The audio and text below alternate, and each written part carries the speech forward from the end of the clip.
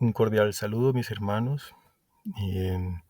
Voy a hacer un video hoy dedicado a el último documento que emanó del Dicasterio para la Doctrina de la Fe, llamado Mater Populi Fidelis, y que ha causado tanta controversia en estos días en las redes sociales, en varios círculos católicos y no católicos, porque se nos está pidiendo en este documento dejar de utilizar el título de corredentora aplicado a la Virgen María. Entonces, vamos a aclarar un poco este tema y qué posición debemos tomar nosotros como católicos. Voy a leer el numeral 22, que es el que más controversia ha causado em, respecto al tema de corredentora, este título. Dice así el numeral: teniendo en cuenta la necesidad de explicar el papel subordinado de María a Cristo en la obra de la redención, es siempre inoportuno el uso del título de corredentora para definir la cooperación de María. Este título corre el riesgo de oscurecer la única mediación salvífica de Cristo y por tanto puede generar confusión y un desequilibrio en la armonía de verdades de la fe cristiana, porque no hay salvación en ningún otro, pues bajo el cielo no se ha dado a los hombres otro nombre por el que debamos salvarnos. Hechos 4:12. Cuando una expresión requiere muchas y constantes explicaciones para evitar que se desvíe de un significado correcto, no presta un servicio a la fe del pueblo de Dios y se vuelve inconveniente. En este caso, no ayuda a ensalzar a María como la primera y máxima colaboradora en la obra de la redención y de la gracia, porque el peligro de oscurecer el lugar exclusivo de Jesucristo, Hijo de Dios, hecho hombre por nuestra salvación, único capaz de ofrecer al Padre un sacrificio de valor infinito, no sería un verdadero honor a la Madre. En efecto, ella, como esclava del Señor, Lucas 1:38, nos señala a Cristo y nos pide hacer lo que Él os diga, Juan 2:5. Bueno, esta es la cita. Y pues muchos están diciendo que es un documento solamente con un tinte orientativo, que no es magisterio, que es solo un consejo, bueno, cantidad de cosas para decir, no, yo voy a seguir llamando a la Virgen corredentora. ¿Es esto correcto? ¿Es esta la posición que debemos tomar como católicos? Vamos a analizarlo por partes. Primero, ver aquí que en ningún momento pues se ve que se diga que es un simple consejo, que lo puedes tomar o no tomar, que los que quieran o los que no quieran, no, no es opcional. No veo aquí donde diga que esto sea opcional, sino que aquí, como lo he resaltado, es siempre inoportuno el título de corredentora. Siempre.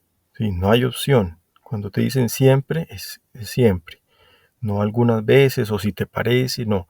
Después dice que este tipo de títulos o expresiones que requieren muchas y constantes explicaciones se vuelve inconveniente, ¿sí? Y además no ayuda a ensalzar a María como la primera y máxima colaboradora en la obra de la redención y de la gracia. Entonces, ojo, aquí hay que aclarar que eh, no es que se esté cambiando la doctrina de esa colaboración, máxima colaboración de María en la obra de la redención, que es lo que se quiere decir cuando se dice corredentora, es esto. Entonces la doctrina no se cambia, no se está rebajando a María, no se le está quitando su importancia en el papel de la redención, también como muchos han malinterpretado. No, no, no, no, al contrario, el documento, por favor, léanlo completo, es muy hermoso, hay muchas cosas que clarifican de una manera muy bella el papel de María y, sí, la sigue ensalzando, exaltando como esa primera y máxima colaboradora. O sea, no hay como María, no hay otro santo que se equipare a María, ¿sí? Ella como nadie colaboró en esa obra de la redención. Lo único que se quiere es tratar de cambiarle ese título de corredentora, cambiarle el nombre a esta máxima colaboración y ponerle otro nombre que no sea corredentora porque se puede confundir con el único redentor, el único que de verdad nos pudo dar la redención, que es Cristo, verdadero Dios. ¿Ok? Entonces, eso como primera medida. El segundo tema que de pronto dicen o aducen los que no quieren tomar o seguir la indicación de este documento es que no es magisterio, es que es un documento emanado del dicasterio, firmado por un cardenal, Víctor Fernández, que no es del Papa. Bueno, vamos a ver. En la misma página del dicasterio para la doctrina de la fe, sección preguntas y respuestas, en la pregunta número 9 dice, ¿son vinculantes para los fieles católicos las decisiones del dicasterio para la doctrina de la fe en materia de fe y moral? Respuesta, las decisiones emitidas por el dicasterio para la doctrina de la fe pueden ser doctrinales o disciplinarias según el asunto en cuestión, y dada su gran importancia, en algunos casos deben ser aprobadas por el Papa.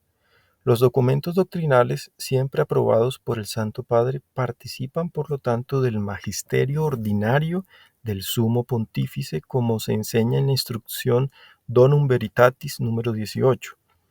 Entonces, aquí citando ese documento, dice: el romano pontífice cumple su misión universal con la asistencia de los órganos de la curia romana y en particular de la Congregación para la Doctrina de la Fe, en lo que concierne en lo concerniente a la doctrina de la fe y la moral.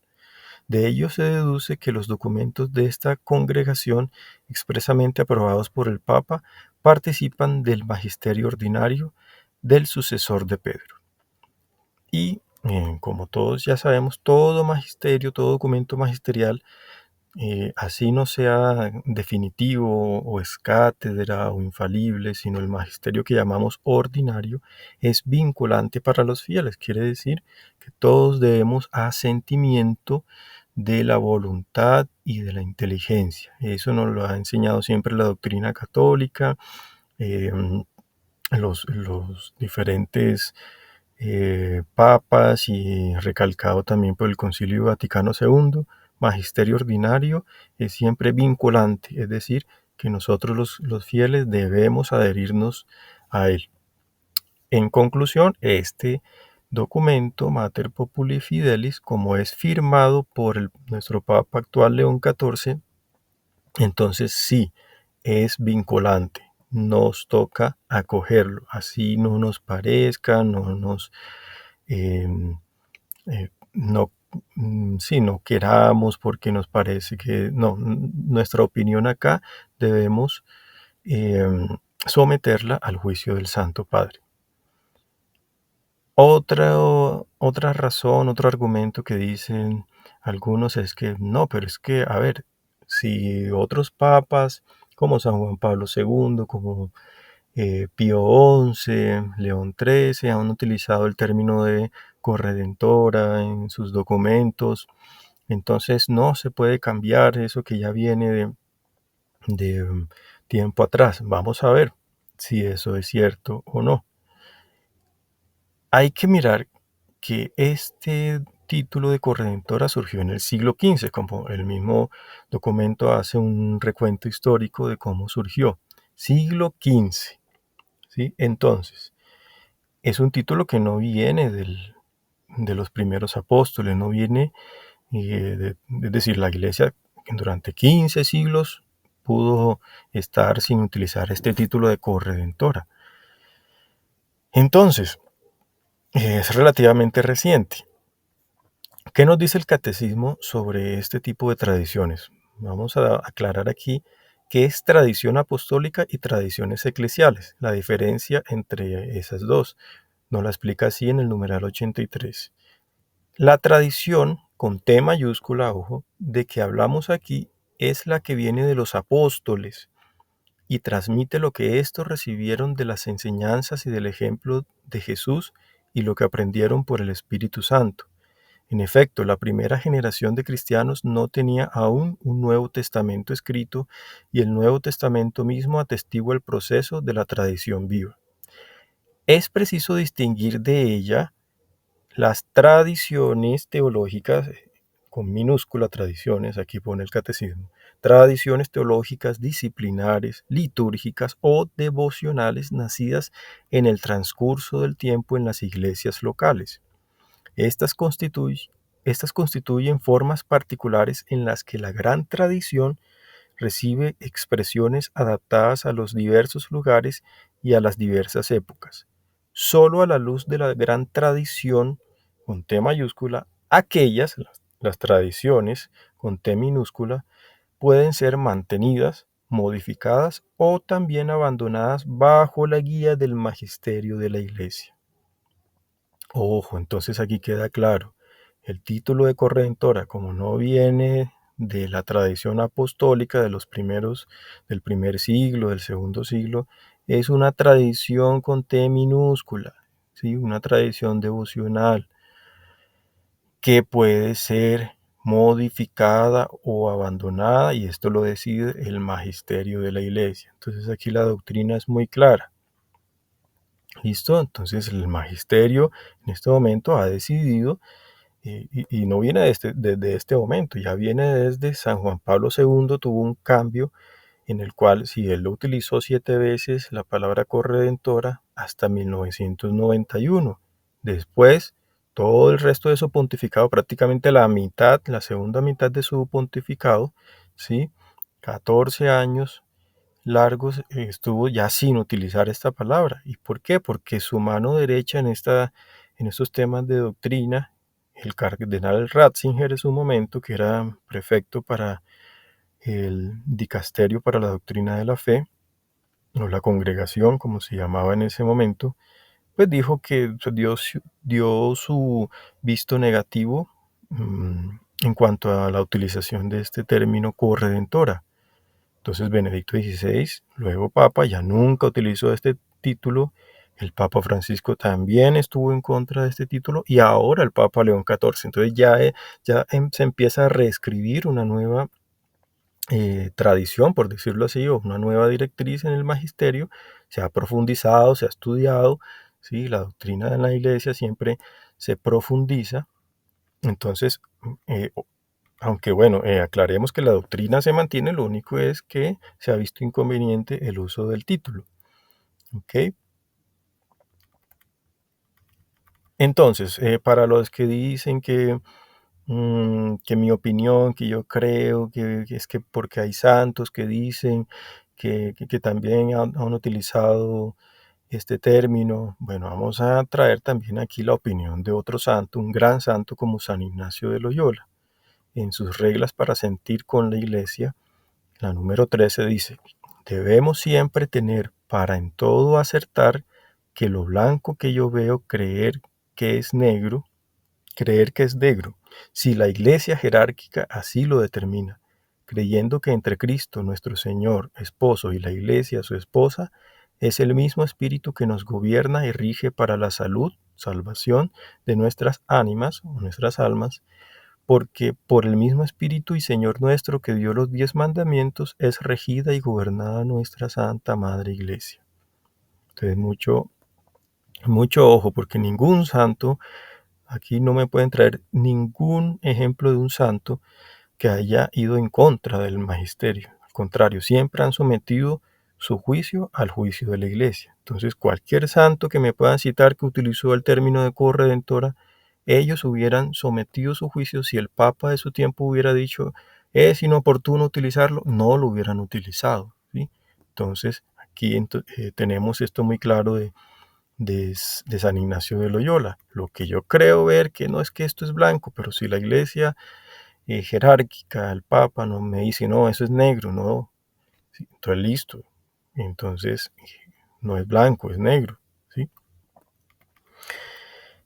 Y San Juan Pablo II también hace una exhortación eh, muy acertada para este caso. Dice en su exhortación Pastores Davo Vobis, número 7, incluso en el campo eclesial se dan fenómenos preocupantes y negativos que influyen directamente en la vida y el ministerio de los sacerdotes, como, bueno, pone varios ejemplos, y entre ellos dice la persistencia de un sentido de desconfianza y casi de intolerancia hacia el magisterio jerárquico. Entonces eso de que vengan algunos sacerdotes y no, es que yo desconfío porque es que esto está firmado aquí por el cardenal Fernández, es que el Papa tiene una visión modernista o no sé qué, o sea, esos comentarios de desconfianza hacia el magisterio y confiar más en su propia opinión, aquí nos dice claramente San Juan Pablo II que es un fenómeno preocupante y negativo. ¿Listo? Y ya vemos que, según San Ignacio de Loyola, eso no puede ser. Y también tenemos el ejemplo o la enseñanza de el Papa León XIII.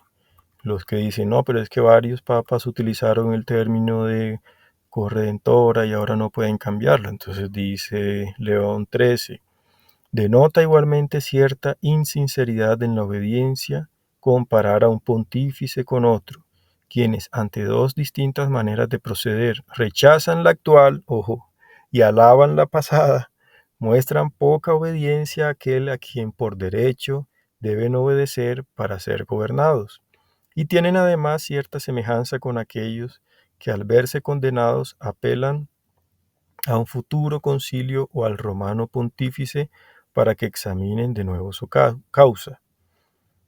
¿Listo? Bueno, ahí sigue explicando largamente León XIII muchas condiciones por las cuales, muchas razones por las cuales esto de acogerse a la opinión de un papa pasado rechazando la actual, pues no es conveniente. ¿Listo? Porque dice, eh, acá más adelante, es el pontífice el que cuida del bien común de la Iglesia, al cual se subordina la utilidad de sus distintas partes. Los demás, todos sin excepción, deben colaborar con las iniciativas del Rector Supremo y seguir con obediencia los planes que éste traza. Bueno, antes me volé una parte importante.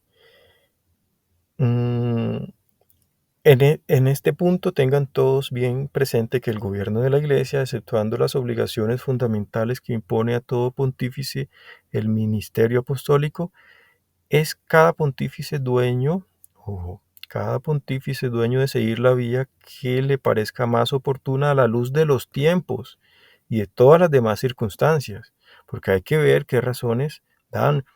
em, si de pronto en estos momentos ven que se está causando una confusión que no había antes, pues entonces es el Papa el que tiene esa luz para ver qué está pasando en estos tiempos y que ya no es oportuno utilizar ese término.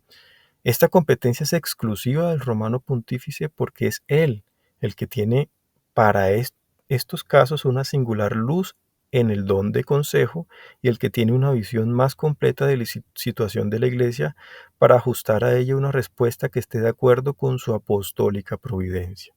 O sea, es el Papa al que Dios da de verdad ese Espíritu Santo para regirla.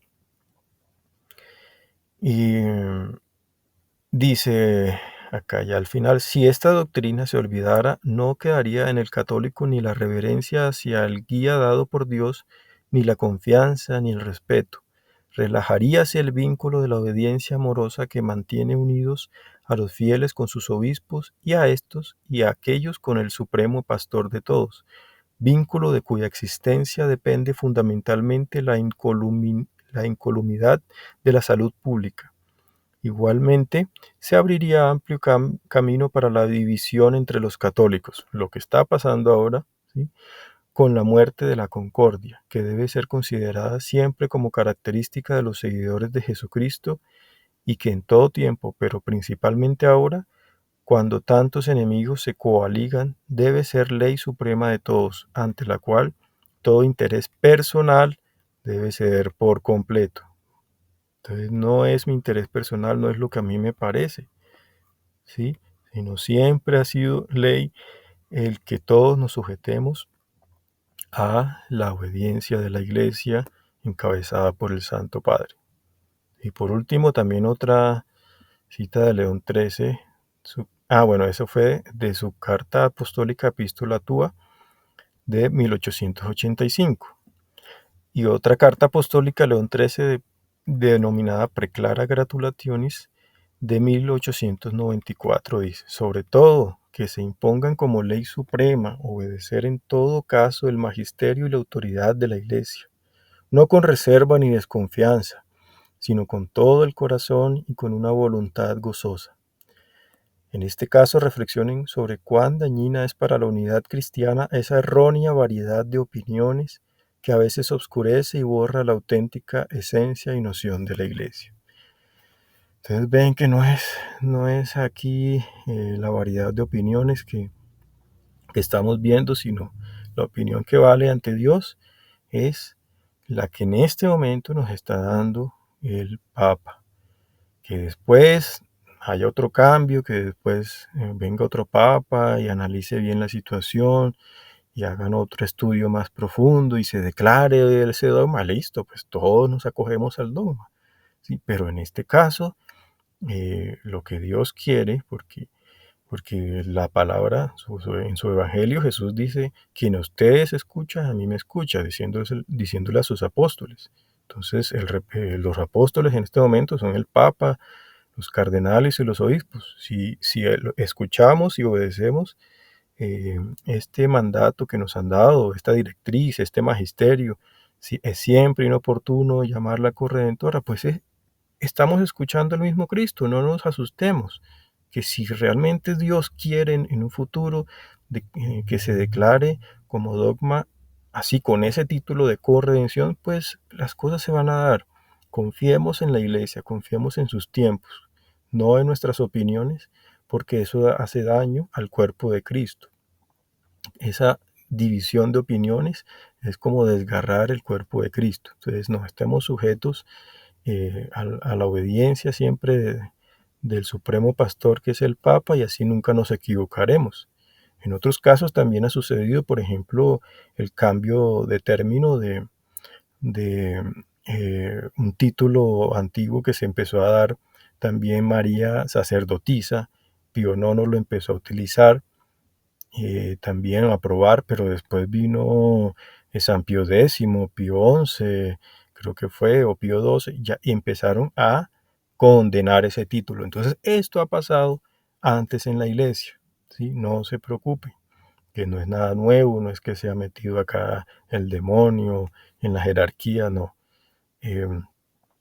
O por ejemplo también el título o el nombre del sacramento de la extrema unción que siempre se usó, ¿sí?